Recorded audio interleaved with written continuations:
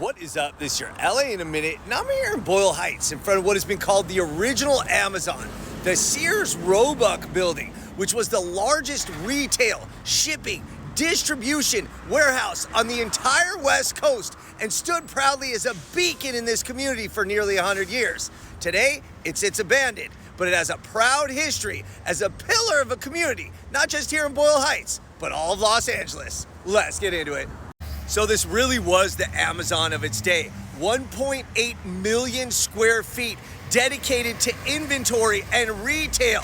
And this was built in record time. Commissioned in December 1926, they finished construction for $5 million in only 141 working days by June of 1927.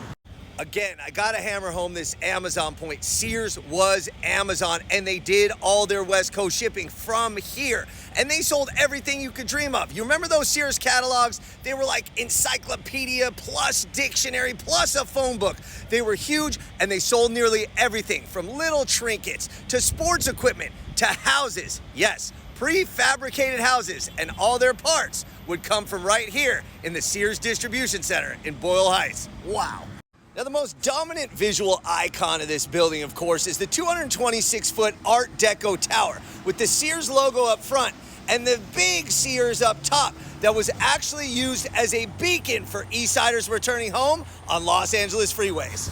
The size of this distribution center was almost unprecedented at the time, and it was also a marvel of modern technology. In fact, employees to fill orders would roller skate through the warehouse to find items and put them on corkscrew slides to get on trucks or on rail to be shipped anywhere on the West Coast or the Rocky Mountains.